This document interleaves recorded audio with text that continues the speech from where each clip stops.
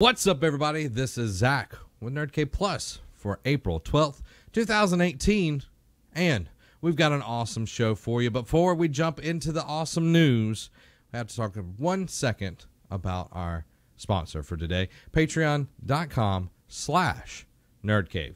And we'll tell you more about that later on in the show.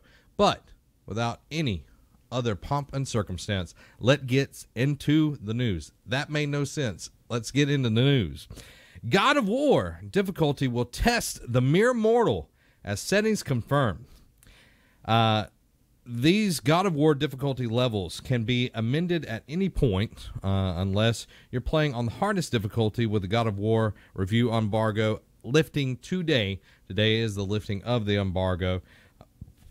You can now confirm that players are able to set these options before they begin their new adventure.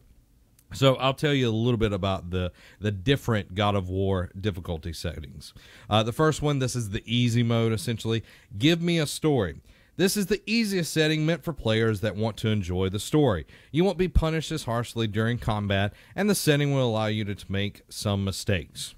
Give me a balanced experience. This typically is like the normal mode where a lot of people normally play, that you find in many games. Aim to give you a balanced experience. You can expect a challenging playthrough, but one that doesn't test your limits. Give me a challenge is the next one. This is the mode for players who like a challenge. You can expect tougher enemies in a battle. If you'd beaten other games on hard difficulty, this is the setting for you. And then the last one, and now this one I will probably try eventually, but I don't know if I want to put myself through that pain, but it does sound very intriguing. This might be for the people that really love like the Dark Souls type games, that sort of challenging. Give me God of War is what it's called. Sony Santa Monica has gone all out to make this hardest difficulty setting extremely challenging. This isn't just about the enemies hitting harder, but they'll behave more intelligently. You won't be able to change the setting if you start the game with Give Me God of War, so you'll be in for a rough ride. That's exciting to me. It's definitely where I know a lot of people don't have the time to put into failing at something over and over and over again, and some people don't want to experience a game that you can just pretty much walk and hit an enemy and they die. So I'm glad that there's kind of a range that we got going on here with God of War, and I think it's going to be a testament to what the game really is. The game is long from what I've read, and I haven't looked at any of the reviews. I'm trying to stay away from the reviews, and I'm going to tell you about the reviews right this second. It has been getting nothing but high praise. I'm talking about 9s and 10s and 9.8s from different outlets, IGN, PSU, a ton of different things has been giving God of War nothing but praise. So if you're looking forward to this game, if you have a PlayStation 4 and you're wanting something that's got a good story and has awesome combat, I think you found the game for you. If you're looking for something that is just going to be total fun and carnage, this is the one for you. So definitely check it out. I've enjoyed every God of War except for Ascension. Ascension was just trash heap on fire, in my opinion. Some people might have liked it. I don't know anyone that does, but this one has looked so interesting from the start, and I'm glad that we're getting something that has an intricate story. Kratos has always been kind of just the conduit to show like all of these mythological things, and his story has been kind of a one-note song. He's just been angry a lot of the times, and I feel for Kratos because of what happened to his family and everything, but I think with this story we're going to definitely be getting some depth with that character, and I think that's what is needed. And seeing that he has a son, he had a wife and everything, I think that's going to play really, really into our expectations, into our emotions and everything. Because with the first 3 God of Wars, it was like, I'm angry all the time and I'm going to kill everything.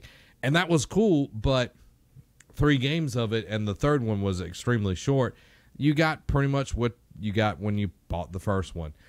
This one, I think we're going to be getting a ton of other things. Again, I haven't read the reviews. I just saw scores, which made me excited for the game, even more excited. Like, this is the game. This is going to be hard to beat for my game of the year, and I haven't even played it yet. And everybody's like, oh, he's a Sony fanboy, but I cannot wait for that game. Moving to the next story, Doom 2 gets Hell on Earth hint that it's dropping at E3 2018.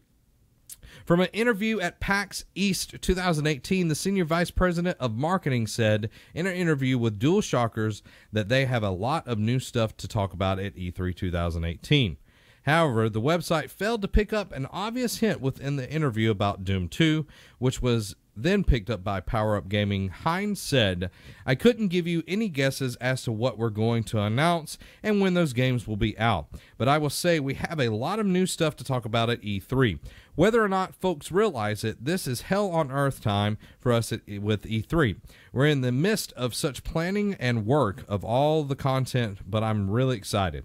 Anyone that has been a long time like Doom fan will realize that Doom 2 was called Hell on Earth, like the old Doom 2 and everything. So that kind of little nod, little hint for you, all of that kind of stuff. The first one, I've only played a little bit of it. I thought the mechanics and everything was great. It felt really good. Just wasn't the game for me at that point in time. I doubt that I would go back to it, but I know a lot of people really loved what they were doing with Doom. Pardon me. With Doom 1. So I think following up with another Doom is just perfect. Like, it is the perfect time to do it, and I think people will really enjoy what Bethesda does with this, with id Software and everything. So if you're looking forward to that, I would pretty much make that a prediction right now. And I know me and Derek Daniel go back and forth on predictions.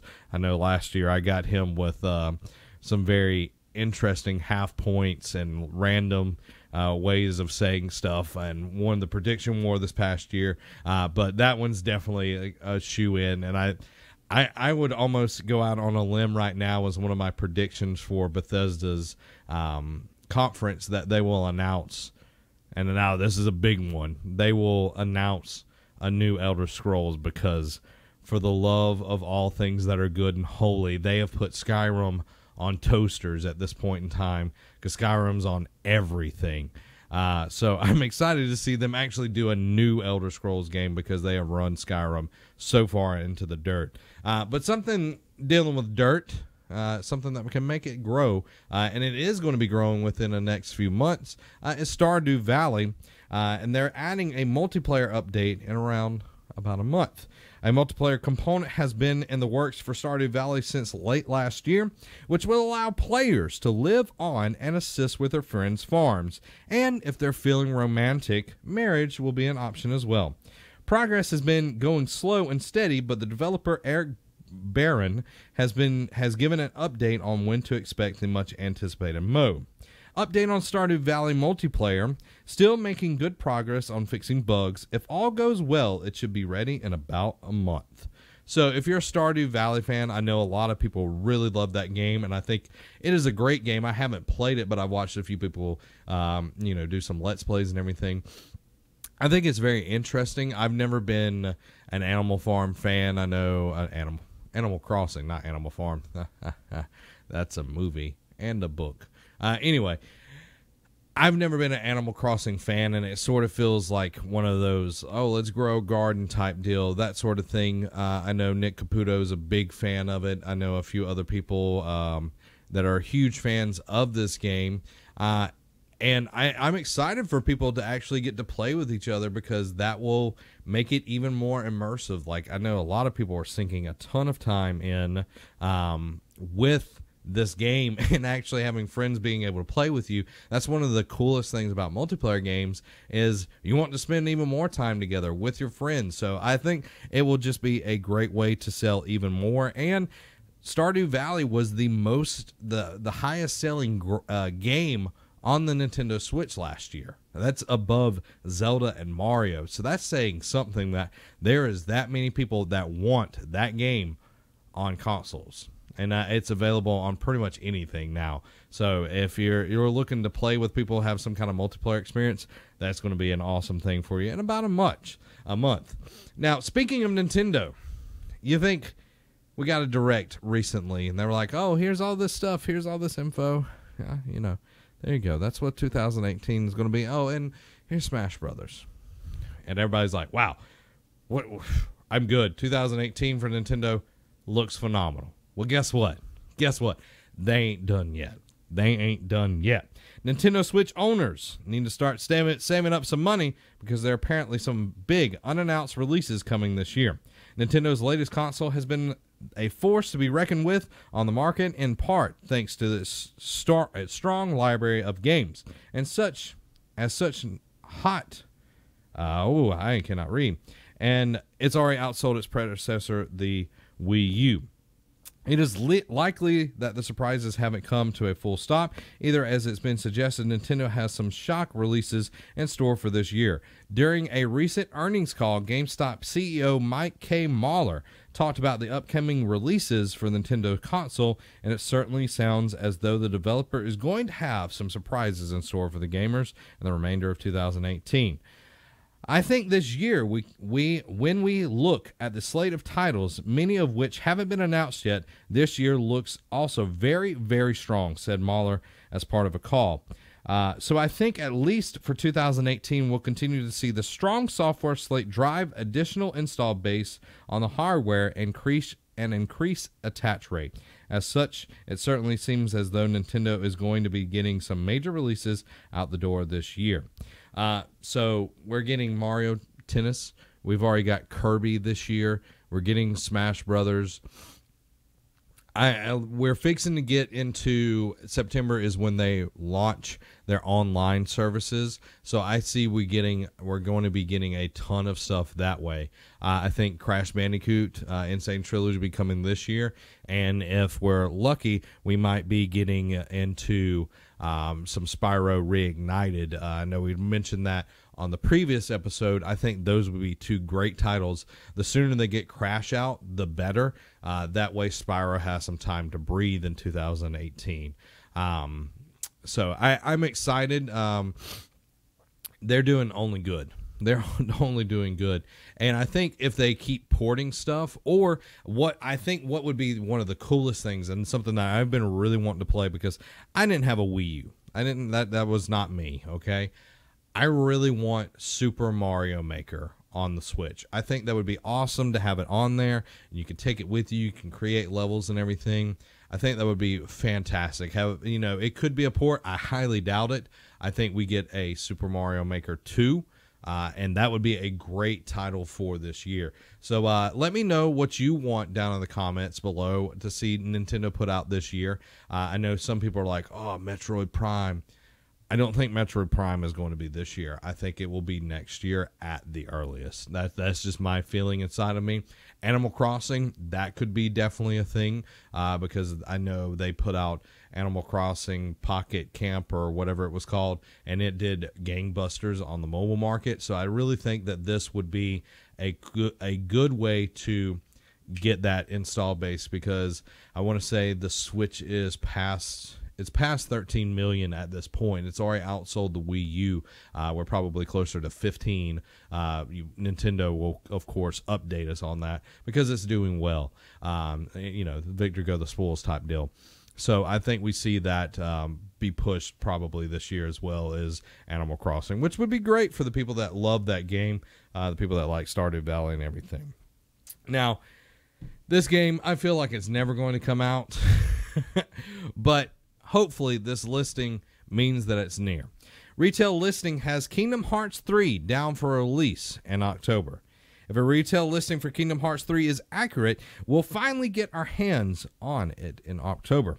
A release date for Kingdom Hearts 3 is set to be announced at E3 2018 in June, but Target may have leaked it ahead of time. According to a pre-order listing on Target's website, Kingdom Hearts is set for a release date at the end of October. The date is listed as October 31st, which is a Wednesday, and pre-orders are set to release on November 1st. From everything we've heard through the grapevine, October sounds about right, but we're not too sure about the date. Whenever a retailer posts a release date, always consider it to be a placeholder just to be safe.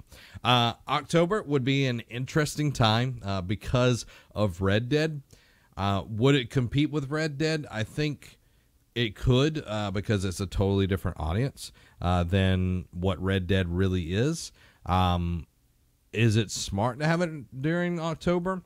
Maybe. If it comes out in November, I think it would be a good time for it. We've seen other games do well in November. We usually see Call of Duty during that time. So I think it would do well, especially closer to Christmas and everything. I think it would sell extremely well. It's just if it comes out, I really don't trust Square Enix on anything because they have the track record that proves that they are not to be trusted on release dates. Look at Kingdom Hearts 15, 10 years. Whew, that's pretty bad. Was it 10 years? I think it might have been longer. I don't remember. I know Last Guardian and Final Fantasy 15 were really bad about not releasing on time. So I really don't trust it. Kingdom Hearts 3 has been in development forever. So I'm just kind of taking all of this with a grain of salt until it's in my hands or on my hard drive. So let me know if you're excited down below for Kingdom Hearts 3. And do you actually think it's going to come out this year? We've seen the Monster Inc.'s world. We've seen the Toy Story world. We've seen bits and pieces of Hercules' world fighting one of the Titans like the Mountain Titan and everything. I think it would be awesome. I can't wait for it. I just don't believe what they're saying. It's really hard to at this point and everything. So, but what you can believe is patreon.com/nerdcave. That is the best place to go and support us, everybody. If you want content early, if you want exclusive perks, you want exclusive content, you want to be entered in for monthly raffles, that is the place to go. It is our way of funding everything that we do here, from paying for the expensive lights and internet and computer and all of that kind of stuff. That's where to go. And you get awesome stuff for helping us out. The dollar level is just jam-packed with stuff. The $5 level is jam-packed, and so forth and so on. And you can be awesome just like our Patreon producer, Caleb Palmer, for helping us out there. Thank you, sir, for being our producer for the show and everything. And all you got to do is go over to patreon.com/nerdcave, help us out, make everything happen. And what's cool about that model, it's kind of like a subscription model. You get everything. Like if you say you got the $5 tier, you got the $5 and the $1 tier. Everything stacks. So it's really, really awesome, and it helps us out a ton, and it makes everything possible. So thanks to all the people that are over at patreon.com, and for all the people that might go over there, just check it out and be like, hey, I'll give them $1. You make Robbie holler. Robbie's not here, but he is hollering right now. I can feel it in my bones. Okay? So, Kingdom Hearts. It's so far away. I feel like it's a distant yell at best. Like, he's like, hey. And you hear the echo. Like, that's what you hear. That's what I feel like Kingdom Hearts is. But if I wanted to know what is out today, guess what? You're in the right place. For today, if I don't say the console, it's the Switch. Today is Thursday. The Switch games are just prevalent. So just bear with me and just see how many bad names. I want you to take right now, get a pencil, and take tally of how many bad names that I'm fixing to read out. Game releases for April 12th. Ask Divine Hearts. Break Forest Battle. Burly Men at Sea. I actually like that. I want to see what Burly Men at Sea actually is. Don't Starve. Actually a really good survival game. Has a very interesting art style. Dusty Raging Fist for the PlayStation 4. Hearthstone The Witchwood expansion for the PC, Mac, iOS, and Android. Regalia of Men and Monarchs Royal Edition for the Xbox One and Switch. Rogue Aces for the PlayStation 4, Switch, and Vita Lives. I had to pull myself away. I have to say it. Anytime a Vita game's on here, because the Vita does live. Go get you a Vita. You'll appreciate it. even though the Switch is kind of like stealing its thunder. But anyway, Shadow Archery for the Wii U. Somebody is still developing something for that thing. Skies of Fury DX. Streets of Red Devil's Dare Deluxe for the PlayStation 4 and Switch. And games that are coming out on Friday, April 13th. Friday the 13th, Killer Puzzle for the PC, iOS, and Android. And Pirates All Aboard for the Switch. So there you go. There's all the games that are coming out today and tomorrow. Burly Men at Sea. I wonder if that's a interesting version of Sea of Thieves, but it's just really big burly men at sea. Like, I want to know what that is now. I might look it up on the game part of the thing of this the show and everything and talk about it. But there you go, guys. One thing that I've been playing is this game called Radical Heights. It came out yesterday. I did a little live stream of it, and it is a battle royale game. Like almost everything seems to be a battle royale. I remember when everything became an RPG, when everything became open world, when everything had loot boxes, then microtransactions, and just all of that kind of stuff. It seems like the apple doesn't fall far from the tree once somebody innovates on something. But that being said, Radical Heights, very interesting game. It's free to play right now over on Steam. So if you've got a PC that can run anything, go check it out. It's something different.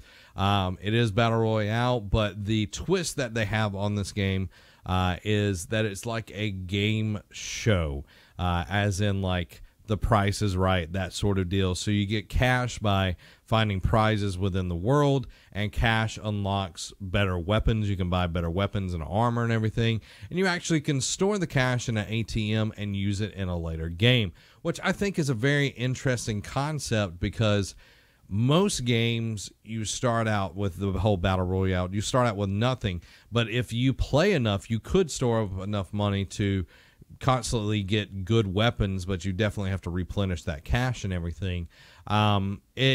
It's got a very interesting look. It's very 80s. That's the style that they're going for, is like an 80s TV show and everything, but it's based in 2023. It is very early access. It's still got a lot of stuff that I think it needs to fix. But if you're looking for something that is not PUBG or Fortnite, then it might be something that you want to look at.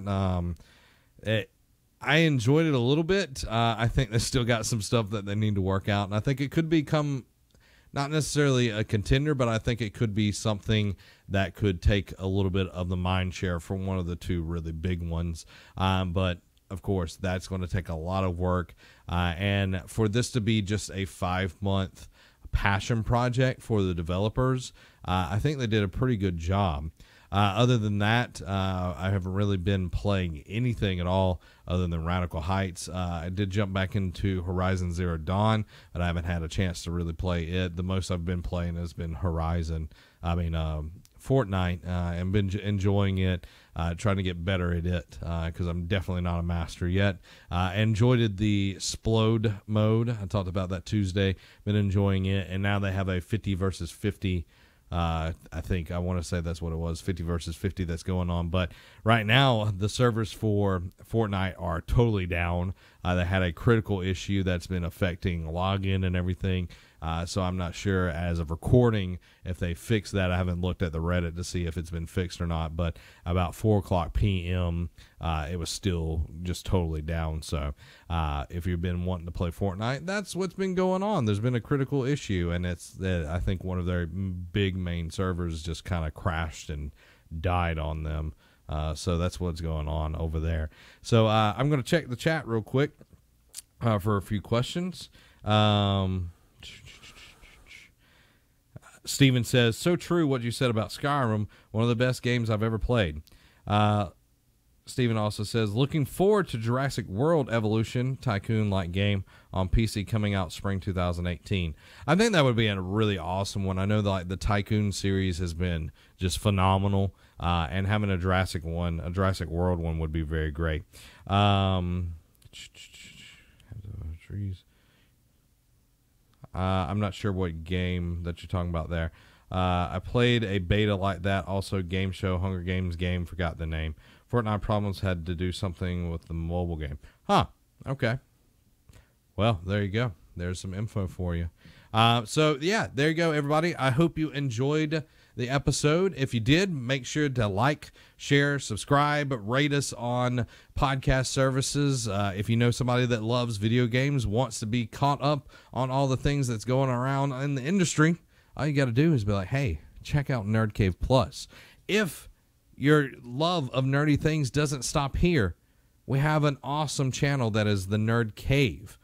We talk about all things pop culture. We have a weekly show called the Nerd Cave Podcast. We also have a Dungeons and Dragons podcast that you can check out, which is a ton of fun. I didn't play Dungeons and Dragons until we started it with the Nerd Cave, and man, it is a ton of fun to do that. So if you want to check out all of those things, they're available for you, and it's all free. You can all check all of that stuff out for free. If you want to support us, of course, you can go to patreon.com/nerdcave, and we'll be back next Tuesday with more awesome video game news. This has been Zach, and have a week.